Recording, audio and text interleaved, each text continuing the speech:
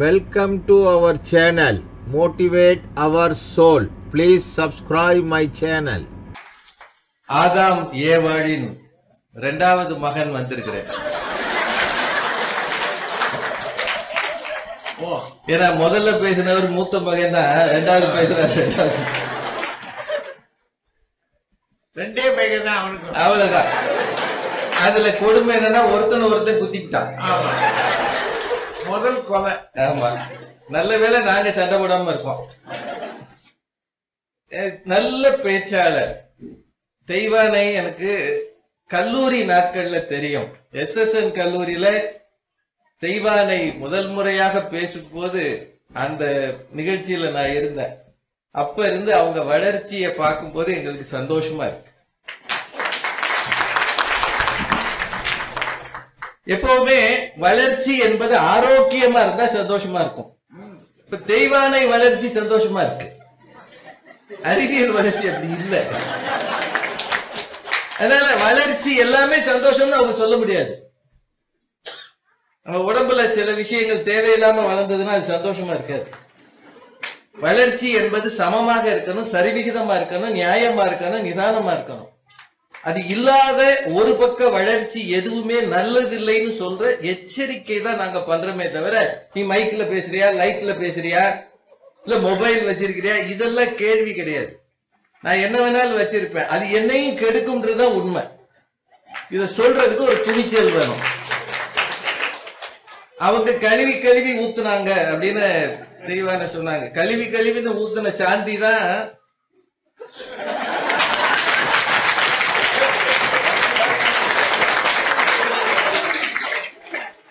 அயோத்தியில பாத்திரத்தை தேய்க்கிறதுக்கு போல சொத்தை தேய்ச்சிருச்சு.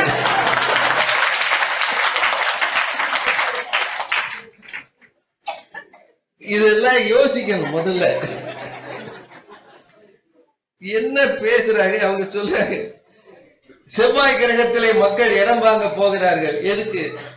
அதுக்கு இன்னொரு 100 வருஷம் கழிச்சு ஒரு சொத்து மீட்பு குழு போடணும். அயோத்தியில வாங்கின இடத்துக்கு அடிதையா இருக்கு. KN சுப்பிரமணிய சார் எங்க? அவர் கனரா பேங்க்ல எங்களுக்கு எல்லாம் தெரியும், மதுரையில் இருந்தாரு, லீட் பேங்க்ல இருந்தாரு. அவர் எனக்கு ரொம்ப வேண்டிய நண்பர். 23 தடவை கொரோனா டைம்ல போயிருக்கிறாங்க. இவங்க எல்லாரும் நல்லா யோசிங்க. அடுத்த தெருவுக்கு யாரும் போகக்கூடாதுன்றாங்க, அயோத்திக்கு போயிருக்காங்க.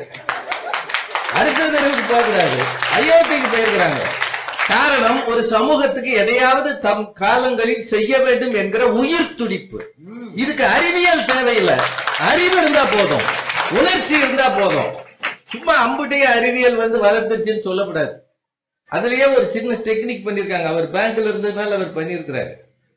அது அவங்க சொல்லிட்டாங்க, அதனால நான் சொல்றேன். கலர் ஜெராக்ஸ் கையில கொடுத்து அறிவியல் எப்படி பயன்பட்டு கொடுத்த டிராப்ட் கலர் ஜெராக்ஸ், ஒரிஜினல் கிடையாது. பேங்க்ல தெரிஞ்சு போகும். ஏன் தெரியுமா? எங்களுக்கு பேங்க்ல வேலை பார்த்த எல்லாருக்குமே, நிறைய பேர் ரிட்டையர்ட் பேங்க் அபிஷியல்ஸ் இருப்பீங்க, சொத்து பத்திரத்தை கலர் ஜெராக்ஸ் எடுத்து 4 பேங்க்ல வாங்கிடுவாங்க. அறிவியல்ங்க. கடைசியில 4 மேனேஜர் ஜெயில இருப்பாங்க. இதெல்லாம் கலர் ஜெராக்ஸ். இந்த பாப்பா பேசுது, நீங்க அறிவியல் வளர்ச்சியை மட்டுமே காட்டுகிறது, உள்ள போனவனுக்கு தெரியும். அதுல அவங்க சொன்னாங்கல்ல ஒரு கேள்வி, செல்போன், அதன் மூலம் தானே இந்த ராஜகுமாரை நிகழ்ச்சிக்கு அழைத்தோம், அதுல அவர் பேசலாமா? எங்க ஐயா 1961 இருந்து பட்டிமன்றம் பேசுறாரு. காரைக்குடி கம்பனடிப்பூடி சாவனா கணேசன் ஐயா காலத்துல இருந்து பேசுறாரு. ஐயா செல்போன்லயே உங்களை கூப்பிட்டாரு? இல்ல செல்போன் வர்றதுக்கு முன்னாடி பட்டிமன்றம் கிடையாதா? சொல்லுங்க. ஞானசம்பந்த பெருமானும் அப்பரும் தெருவாக கோவிலாக பாடிய காலத்துல மைக்கு வச்சா பாடுறாங்க. அன்றைக்கு வளராத பக்தியா இன்னைக்கு வளர்ந்தது. சும்மா என்ன வேணாலும் அந்த அணியில இருந்து பேசி எங்களை ஆதாம் ஏவாள்னு வயசான ஆளு காட்டுறது. பர்மாவுக்கு செட்டியார் போயிருக்கிறாருன்னா அந்த காலத்துல போனா கடுதாசி தான் வரும், அல்லது ஆள் சொல்லி விடுவாங்க. ஆனா சொத்து சேர்த்துருவாரு. இல்லாட்டி காரைக்குடியில் இப்படி வீடு கட்ட முடியுங்களா? போன் மட்டும் இருந்ததுன்னு வைங்க, உங்க மூதாதையர்கள் ஒரு நாள் சொத்தோட வந்திருக்க மாட்டாங்க, பேக்கோட தான் வருவாங்க. ஏன்னா எங்க அம்மா இங்க இருந்து அந்த கலர் பேக் வாங்க, இந்த கலர் டிசைன் வாங்கன்னு சொல்லி இவர் சம்பாதிக்கிறதுல இதை வாங்கியிருப்பாரு. ஆனா இவ்வளவு சொத்து எப்படிமா சேர்த்தாரு? இது அமைதியா இங்க இருந்தது, அவர் அமைதியா அங்க வேலை செஞ்சாரு. செல்போன் வந்து ஆளுகளை சரி பண்ணுது, நீங்க சொல்றதுக்கு ஒரு ஆள் வேற. சார் என்ன வேணாலும் சொல்லுங்கப்பா, நீங்க சின்ன பிள்ளைங்க, நாங்க கொஞ்சம் வயசுல மூத்தவங்க. ஒரு குடும்பத்துல கணவன் மனைவிக்கு சண்டை போட்டா இப்பதான் ரொம்ப வசதி வந்திருக்கான்.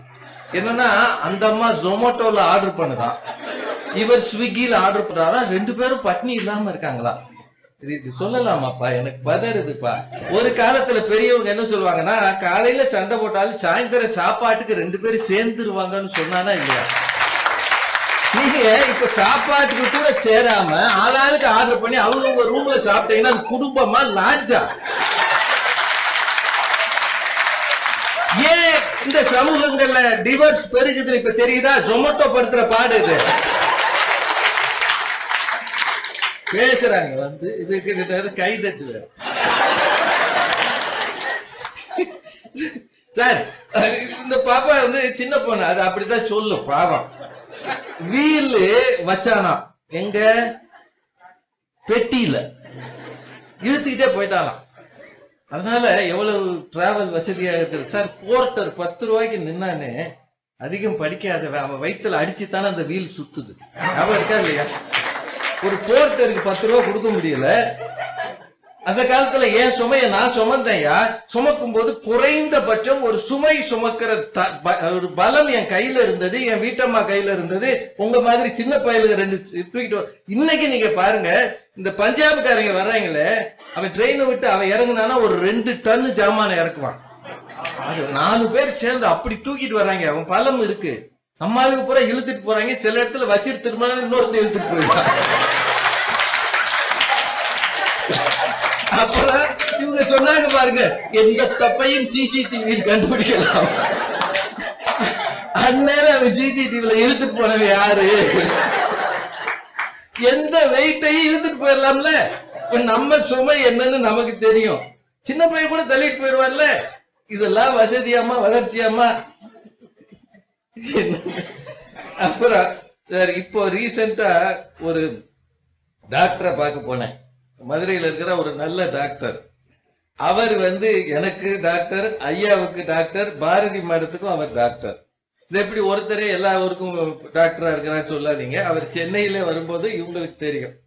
ஐயாவுக்கு காலில் அடிபட்டு இருக்கும் போது அவர் தான் டாக்டர் ராஜாமணின்னு மதுரையில ரொம்ப நல்ல டாக்டர் ஆர்த்தம். அவர் பார்க்க போகும்போது சொன்னேன், சார் ஒரு சின்ன ஒரு படம் காட்டுறேன் அப்படின்னாரு. அவர் கம்ப்யூட்டர் ஸ்கிரீன்ல காட்டினார். அதுல என்ன இருக்குன்னா, அந்த கால ஜிம் ஜிம்மா உச்சரிப்பு சரியாமா? இது வேற இங்கிலீஷ் தெரியலன்னு வாங்க. அவங்க GOM அப்படி சொல்லிட்டோம்னா பிரச்சனை இல்லை.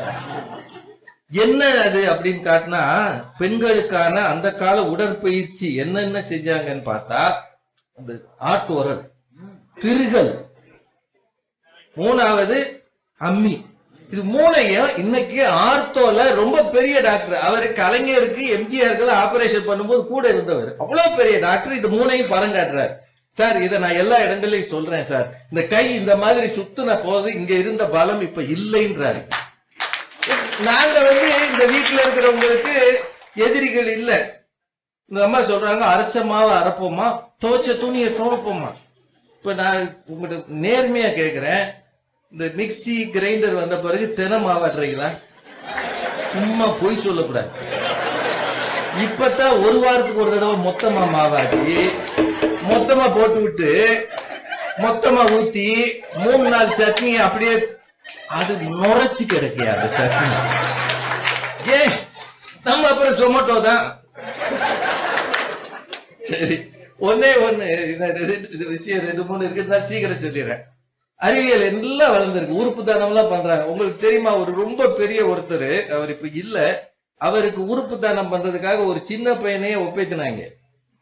இது நடந்தது. அதுக்கு மேல நான் பேச முடியாது. உறுப்பு தானத்துல இதெல்லாம் இருக்கு. உறுப்புகள் திருடப்படுகின்றன. ஆமாமா, வளர்ச்சி. இவ்வளவு அறிவியல் பேசியிருக்கிறோம்ல, கண்ணுக்கே தெரியாத 5 மில்லிகிராம் எடை கூட இல்லாத ஒரு கொரோனா தான் இன்னைக்கு உலகம் முழுக்க முடக்கி வச்சிருக்கு. இன்னும் செட் ஆகல. உத்தவ் தாக்கரே மகனுக்கு வந்திருக்கின்றான், ராஜ் தாக்கரே. நம்ம ஓம் பிர்லா இருக்காரு, பார்லிமெண்ட் சபாநாயகர், அவர் ஆஸ்பத்திரியில் இருக்காரு. இதெல்லாம் இப்ப வந்த செய்திகள். அப்படின்னா பயந்து கிடக்கிறோம். என்னைக்காவது இந்த மாதிரி நாம போட்டு உட்கார்ந்து இருந்தோமா? சொல்லுங்க, என்னைக்காவது. சமண சன்னியாசிகள் இப்படி இருந்தாங்க முன்னாடி. இந்த அளவுக்கு இது வளர்ச்சின்னு சொல்லுவீங்களா? பயங்கரம், பயங்கரம். கொரோனா காலத்துல ஆஸ்பத்திரியில இருந்த எல்லார்ட்டையும் கேட்டு பாருங்க, என்ன மருத்துவம் வளர்ந்திருந்ததுன்னு சொல்லுங்க. எனக்கு தெரிய சில பேர் 5 லட்சம் ரூபாய் கட்டினாதான் உள்ள கூப்பிட்டாங்க. அவர் வெளியே நிப்பாரு, 5 லட்சம் கொடுத்துட்டு வீட்டுல இருக்கிறவங்க எல்லாம் போயிடணும். அப்புறம் தள்ளி நின்று மாத்திரையை அப்படி தூக்கி போடுவாங்களாம். அது பாராசிட்டமால். அதையே தூக்கி எரிஞ்சிருக்காங்க. இந்த மீனுக்கு உணவு போடுவாங்க, சிக்கினா சிக்கு சிக்காக்கி போ. நடந்ததா இல்லையா? ஊகான்ல இருந்து, ஊகானை யார் சார் பார்த்தா? ஊகான் ஊகான் ஊர் புறா பேசுறமே. இது எப்படி பரவியது? இத்தனை வளர்ச்சிகள் வந்ததனால் பரவியது. அறிவியல் வளர்ச்சி ஒரு பக்கம் அல்ல, அது 2 பக்கமும் கத்தி மாதிரி, எந்த பக்கமும் வெட்டும். 1-2 விஷயம் மட்டும் பட்டுன்னு சொல்லிடுறேன். செயற்கை நுண்ணறிவுன்னு ஒண்ணு வரப்போறது, வந்துருச்சு. Artificial intelligence, AI. இப்ப இன்னைக்கு படிக்கிற பையங்களாரும் அதான் படிக்கிறாங்க. ஸ்டீபன் ஹாக்கின்ஸ் ஒரு பெரிய அறிஞர், அவர் எல்லாருக்கும் தெரிஞ்சிருக்கும். வேணா நீங்க கூகுள்ல தேடி பாருங்க, ஏன்னா கூகுள்ல அறிவியல் தான். அவர் சொல்றாரு, ஆர்டிபிஷியல் இன்டெலிஜென்ஸ், செயற்கை நுண்ணறிவு மனிதனுக்கு நிகராக இந்த இயந்திரங்களுக்கு தரப்படும். தந்துவிட்டால் அதுதான் மனிதனின் கடைசி கண்டுபிடிப்பாக இருக்கும்ன்றாரு. ஏன்னா அதுக்கு பிறகு அந்த எந்திரங்கள் உலகை ஆள ஆரம்பித்து விடும், மனிதன் அதற்கு அடிமையாகி விடுவான்றார். எவ்வளவு பெரிய ஆபத்துல நாம உட்கார்ந்து இருக்கோம் சார். வேற ஒண்ணு வேண்டாம், உட்கார்ந்து இருக்கிறோம் எல்லாம் பிளாஸ்டிக் சேர். இந்த பிளாஸ்டிக் எவ்வளவு காலத்துக்கு இந்த உலகத்தில் மக்காமல் இருக்கும்? நம்ம வச்சிருக்கிற எல்லா பிளாஸ்டிக், பிளாஸ்டிக் வேஸ்ட் எவ்வளவு இருக்கு அதை மட்டும் தயவு செய்து பாருங்க. 25,940 டன் ஒரு நாளைக்கு பிளாஸ்டிக் வேஸ்ட் வருதா உலகம் முழுக்க. 25,940 டன். இதுல 40% அப்படியே ரோட்ல கிடக்காது. இங்க மட்டும் இல்ல, உலகம் முழுக்க. இது என்ன ஆக போகிறது? இந்த மண்ணை அரித்து எடுக்க போகிறது. நீங்க எல்லாரும் சாப்பிடுற உணவுல இவ்வளவு பெஸ்டிசைட்ஸ் அறிவியல் கொடுத்தது சார். சாணமும் எருவும் போட்டு இந்த ஊர்ல விவசாயம் நடந்த போது இத்தனை வியாதிகள் இல்லை. என்னைக்கு இந்த மருந்துகளை உள்ள போட்டானோ அன்னைக்குதான் வியாதிகள் பெருகுச்சு. இப்ப இது அறிவியல்னு ஒத்துக்கிறீங்களா? எல்லாத்துக்கும் மேல இன்னும் ஒன்னே ஒண்ணு, உங்க வீட்டுல இருக்கிற வேஸ்ட், எலக்ட்ரானிக் வேஸ்ட் எவ்வளவு? உங்க வீட்டுல மொபைல், இந்த ரிமோட்டா, அது மொபைல், பழைய பேட்டரிஸ், பழைய சார்ஜர்ஸ், இதெல்லாம் வேஸ்ட்ல சேரும். இதெல்லாம் எங்க போக போகுதுன்னே தெரியலன்றான். இது எல்லாத்துக்கும் மேல அட்டாமிக் வேஸ்ட், அணுக்கழிவு. அது என்ன செய்வோம்னு இன்னும் மனுஷனுக்கு தெரியல. ஐன்ஸ்டீன் அழுதார், இப்படி போகும் நான் நினைக்கவே இல்லைன்னு அழுதார். அறிவியல் நன்மையை நோக்கி நம்மை நடத்துவதாக பொய் சொல்லிக் கொண்டு அரசியல்வாதிகள் மாதிரியே தன் ஆதாயத்தை பெற்றுக்கொண்டு நம்மை வேறு பக்கம் நகர்த்துகிறது. மனித சமுதாயம் முன்பு விட லகுவாக வாழ்கிறது, ஆனால் ஆபத்துகளோடையே வாழ்கிறது. மிகப்பெரிய ஆபத்தை சுற்றி சூழ வைத்து நாம் வாழ்கிறோம். அதுதான் உண்மை. அறிவியல் வளரக்கூடாதுன்னு நாங்க சொல்லல, வளரட்டும். ஆனால் இந்த ஆபத்துக்களுக்கு ஒரு தீர்வை கண்டுபிடித்து சொல்லிவிட்டு வளர்ந்தால் அறிவியலை நாங்களும் தெய்வானையோடு சேர்ந்து ஆதாம் பிள்ளைகளும் போற்றுவோம் என்று சொல்லி வாய்ப்புக்கு நன்றி கூறி வணங்கி விடைபெறுகிறேன். நன்றி, வணக்கம். வாங்க பாரதி, வாங்கடா. வணக்கத்துக்கும் மரியாதைக்கும் உரிய நடுவர் ஐயா அவர்களே, மேடையில இருக்கின்ற பேச்சாளர் பெருமக்களே, இந்த அரங்கு எங்கிலும் பொங்கித் ததும்பி நிறைந்து வழிந்து கொண்டிருக்கின்ற கோவை வாழ் அன்பு சொந்தங்களே, நண்பர்களே, மிகுந்த தீரத்துடன் துணிச்சலுடன் காசியிலே அபகரிக்கப்பட்ட உங்களினுடைய சொத்துரிமையை சமூக நலனுக்காக மீட்டெடுத்து வந்திருக்கின்ற மீட்பு குழுவை சார்ந்த பெரியவர்களே, அத்தனை பேருக்கும் என்னுடைய பணிவான வணக்கங்களை தெரிவித்துக் கொள்கிறேன். நடுவர் ஐயா அவர்களே, நீங்கள் என்னை பேச அழைத்த போது நான் கொஞ்சம் யோசிச்சேன். இந்த பட்டிமன்றத்துல பேசாம நான் விடை பெற்றுக் கொள்ளலாமான்னு எனக்கு தோணுச்சு. சீக்கிரம் முடிஞ்சிருக்கோம். நாம ரொம்ப நேரமா காத்திருந்து கழிச்சிருக்கோம். ஏன் அப்படி நான் ஒரு முடிவை எடுக்கிற மாதிரி வந்துட்டேன்னா, எனக்கு முன்னாலே பேசிய திரு ராஜா அவர்களினுடைய அறிவினுடைய அந்த விஸ்தீரத்தை பார்த்து அப்படியே எனக்கு பிரமிப்பாயிடுச்சு. அதான் சில சமயம் பிரமிப்பு வந்தா வார்த்தை வராது இல்ல, அது மாதிரி பேச்சு வரல. எப்படி விஜயகாந்துக்கு அடுத்து புள்ளி விவரம் இவர் தான் சொல்லியிருக்கார். ரமணா படத்துல சொல்லுவாரு பாருங்க, அதுக்கு பிறகு இவர் தான் 25,940 டன் பிளாஸ்டிக் வேஸ்டா போட்டிருக்கு. இது எப்படிங்க உங்களுக்கு தெரியும்? ஒரு போய் ஒவ்வொரு இடமா அளந்திருக்காருங்க. உலகம் முழுக்க ஒவ்வொரு தெருவா போய் அங்கங்க கொட்டி கிடந்த பிளாஸ்டிக் எல்லாம் அந்த பழைய கால தராச வச்சு அளந்து இந்த ஒரு கூட்டத்துக்கு இப்படி தயாரிக்கிறாருன்னா இவர் பேசுகிற எவ்வளவு கூட்டம். இந்த தகவலை கூகுள்ல இருந்து தானே எடுத்திருக்காரு. அது எப்ப எடுத்தாருன்றீங்க? காலையில மட்டும் பிஸி அவரு. இங்க வந்து உட்கார்ந்த பிறகு plastic waste how much in the world னா ஒரே ஒரு செகண்ட்ல சொல்லுது. இங்க வந்து சொல்றாரு 25,000. உங்களுக்கு அதுக்கு மட்டும் வேணும், மத்தபடி அறிவியலால எல்லாரும் கேட்டு நாங்களாம் குட்டிச்சவரா போறோமா? என்னங்க பேசுறாங்க? இவர் ஆதாம் ஏவாளோட 2வது மகனா, அதாவது ராஜ்குமாரை விட இவர் வயது குறைவாக இவர் சொல்லிக்கிறார். என்ன ஒரு ஏமாத்து வேலை. ஸ்டீபன் ஹாக்கின்ஸ் சொன்னார். அவர் சொன்ன நீங்களா கை தட்டுறீங்க. ஸ்டீபன் ஹாக்கின்ஸை பற்றி கூகுளில் போய் தேடி பாருங்க, சொன்னாரா இல்லையா? அப்ப ஸ்டீபன் ஹாக்கின்ஸ் ஒரு மனிதன் இந்த உலகத்திலே வாழ்ந்து இந்த பூமியினுடைய சரித்திரத்தை மாற்றி போட்டான். நமக்கு எப்படிங்க தெரியும்? அறிவியல் சாதனம் இல்லைன்னா தெரியுமா? ஸ்டீபன் ஹாக்கின்ஸ் யாருன்னு தெரியுமா உங்களுக்கு? இங்க இருக்கிற பிள்ளைகளுக்கு எல்லாம் தெரியும் நிச்சயமா. நீங்க போய் பாருங்க. ஐயா பிறந்து கல்லூரி மாணவரா 18 வயசுல இருந்தாயா? புத்திசாலி, ஃபர்ஸ்ட் ரேங்க் எல்லாத்திலயும். 18 வயசுல கழுத்துக்கு கீழே முழுக்க செயல் இல்லாம போயிடுச்சியா? செயல்பாடு கிடையாது. கையை நகர்த்த முடியாது, கால நகர்த்த முடியாது. அதோடையாவது பொழைச்சாருன்னு பார்த்தா அவருக்கு வந்த கொடிய நோய் என்ன பண்ணிச்சு? அவர் பேச்ச முடக்கிருச்சு, பேச முடியாது. நான் கேக்குற, ஒரு ஆளுக்கு கழுத்துக்கு செயல்பாடு இல்ல, பேச்சும் இல்ல, அவர் தான் உலகத்தின் மாபெரிய விஞ்ஞானியா எப்படி இருந்தாருன்னு நான் கேக்குறேன். ஏனென்றால் அவருக்கு உதவி செய்தது அறிவியல் கண்டுபிடிப்புகள் தான். அவருக்கு ஸ்பெஷலி மேட் ஒரு சேர், அதுல உட்கார்ந்துக்கிட்டு யாருடைய உதவி இல்லாம எங்கேயும் போவார், எங்கேயும் வருவார். இப்போ அவர் ஒரு அறிவியல் கண்டுபிடிப்பை கண்டுபிடிச்சாரு. நமக்கு எப்படி சொல்லுவாரு? பேசி சொல்லலாம், அவருக்கு பேச முடியாது. கம்ப்யூட்டர்ல டைப் பண்ணா அவருக்கு டைப் பண்ண முடியாது. எப்படி அந்த கண்டுபிடிப்புகள் உங்களுக்கு வந்து சேர்ந்தது ராஜா? சொல்லுங்க. எப்படி தெரியுமா? அவரே ஒரு கருவியை கண்டுபிடிச்சாரு. அவர் மனசுல நினைக்கிறத உள் வாயில அவர் பேசுவார். அந்த கருவி அதை கேட்டு அதை ஒரு டிராப்டா போடும். இப்படித்தான் ஸ்டீபன் ஹாக்கின்ஸுடைய கண்டுபிடிப்பா நமக்கு வந்தது. இன்னைக்கு நீங்க மைக்ல இருந்து பிரம்மாண்டமா முழங்குறீங்களே. ஸ்டீபன் ஹாக்கின்ஸ் என்ன சொன்னார்? அவர் என்ன சொன்னார்னு உங்களுக்கு தெரிய வந்ததே அறிவியலின் வளர்ச்சியால தான். இல்லாட்டா அவர் என்ன சொல்ல வந்தார்னு யாருக்குமே தெரிஞ்சிருக்காரு. இது ஒரு பேச்சு, இது ஒரு அணின்னு வேற இவங்க 2 பேரும் உட்கார்ந்து இருக்காங்க. இதுல அவர் சொல்றாரு, அந்த டாக்டர் ஆர்த்தோ டாக்டர் ராஜாமணி ரொம்ப பெரிய. அவர் சொன்னப்போ நானும் இருந்தேன். நான் எங்க 2 பேர்த்து சொன்னார், இதெல்லாத்தையும் எல்லாரும் செய்யுங்க. என்னது அந்த எந்திரம் மாதிரி அந்த மாவாட்டம் சொன்ன, நாங்க திரும்ப செய்யறோம்.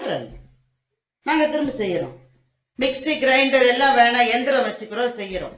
ஆனா டாக்டர் ராஜாமணி இத என்டி தெய்வானிட்டு தானே சொல்லணும், உங்ககிட்ட சொல்லியிருக்காரு. அதனால மிக்சி கிரைண்டர் எல்லாம் இங்க இருக்கிற எல்லா பெண்கள்ட்டையும் நான் சொல்றேங்க, எல்லாத்தையும் திருப்பி கொடுத்துருங்க. இனிமே ஆண்களே எல்லாம் அரவை எந்திரத்துல, மிக்சி கிடையாது, கிரைண்டர் கிடையாது, அவங்களும் உட்காந்து எந்திரத்துல பண்ணணும், மாவாட்டணும். செய்யறீங்களா? உங்களுடைய அறிவியல் கண்டுபிடிப்புகள் எல்லாம் இவங்க காலாட்டிட்டு உட்காருவாங்க, நாம மாங்குன்னு நம்ம அம்மையில அரைச்சு கொடுக்கணும். இப்ப ராஜா சொல்கிறார், குக்கரில் வடித்த சாதம் எனக்கு பிடிப்பதே இல்லை, கஞ்சியை வடிச்சு கொடுங்க. நீங்க போய் வடிங்க கஞ்சிய. சார் நான் உங்களை கேட்கிறேன், ரொம்ப ரொம்ப ரொம்ப நாணயமா கேட்கிறேன். இவ்வளவு பெண்கள் இருக்கீங்க, உங்களுடைய பாட்டிகள் வாழ்ந்த சமையலறை எப்படி இருந்தது? இவ்வளவு ஆண்கள் இருக்கீங்க, உங்களுடைய அம்மா பட்ட கஷ்டத்தை நினைச்சு ஒரு நாள் கண்ணீர் வடிக்காத ஒரு மகன் இருக்க முடியுமா? சமையலறை எப்படி இருந்தது? சித்திரவதை கூடம் போல இருந்தது. நெருப்புக்கு வழி இல்லைங்க, பக்கத்து வீட்டுல இருந்து நெருப்பு வாங்கிட்டு வருவாங்க. ஞாபகம் இருக்கா உங்களுக்கு? இன்னைக்கு கேஸ் அடுப்ப திருப்பின உடனே எரியுது. இது நாங்க கொஞ்சம் சந்தோஷம் வந்து அவர் பிடிக்கிற தண்ணியை குடிச்சுக்கிறாரு. சார் நான் பாத்திருக்கேன் சார், என்னுடைய பாட்டி ரொம்ப கொஞ்சம் பருமனா இருப்பாங்க. ஏன்னா ஏகப்பட்ட பிரசவம், உடம்பு கேட்கல, பருமனா இருப்பாங்க. இந்த ஆட்டுக்கல்ல தரையோட தரையா பதிச்சிருப்பாங்க சார். ஒவ்வொரு நாளும் அங்க உட்கார்ந்து அதை ஆட்டிட்டு 3/4 மணி நேரம் கழிச்சு தெப்பல் வேர்வையோட எந்திரிக்க முடியாம எந்திரிச்சு வருவாங்க பாருங்க. சரி நம்ம எல்லாம் ஏன்டா சாப்பிடுறோம்னு நான் வருத்தப்பட்டிருக்கேன் சார். இன்னைக்கு ஒரு சுவிட்ச போட்டா அது ஆட்டுதுன்னா பெண்களினுடைய வேலை நேரம், அவர்களுடைய உடல் சிரமம் எவ்வளவு குறைஞ்சிருக்கு. அவங்க உடனே நீங்க ஏன் ஜிம்முக்கு போலாம? ஜிம் இல்ல, அது ஜிம் உடற்பயிற்சின்னா சொல்லுங்க. நீங்க ஜிம்முக்கு போய் போறோம் நாங்க. ஏன் உங்களுக்கு என்ன சார் கஷ்டம் இதுல? கொஞ்சம் நாங்க நல்லா இருந்துட்டாக்க எங்களுடைய நேரத்தை படிப்பு வேலை என்று பெண்கள் செலவழிப்பதில் அந்த 2 பேருக்கும் அப்படி ஒரு கடுப்பா இருக்கு. பெண்கள் இன்றைக்கு படிக்கிறார்கள். எங்களுடைய தெய்வானை இருக்கிறாளே, அவள் வேலை செய்கிற நிறுவனம் ஜோகோ என்கிற ஒரு நிறுவனம். அந்த நிறுவனத்தினுடைய தலைவர் அமெரிக்காவில தான் இருந்தார்.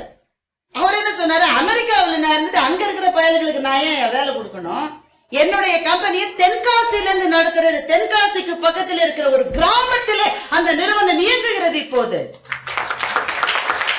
எப்படி சாத்தியம்? இது ஐடி கம்பெனி தானே. நாம என்ன நினைச்சிட்டோம், ஐடி கம்பெனி எல்லாம் அமெரிக்கால தான் நடக்க முடியும், நம்ம ஊர்ல நடக்க முடியுமா? நம்ம ஊர்ல நடந்தாலும் சென்னையில தான் இருக்கணும், OMRல தான் ஆபீஸ் கிடையாதுன்றாரு அவரு. தென்காசியில நான் ஆபீஸ் வச்சிருக்கையா, அங்க இருக்கிற அத்தனை பிள்ளைகளுக்கு நான் வேலை கொடுக்கிறேன். எது இதை சாத்தியமாக்கியது என்றால், எங்க நீ இருந்தாலும் யாரோடையும் தொடர்பு கொள்ளலாம், வேலை செய்யலாம் என்பதை சாத்தியமாக்கி இன்றைக்கு தென்காசியை ஒரு கலிபோர்னியாவாக மாற்ற முடியும் என்றால் அறிவியல் தானே அதற்கு காரணம்.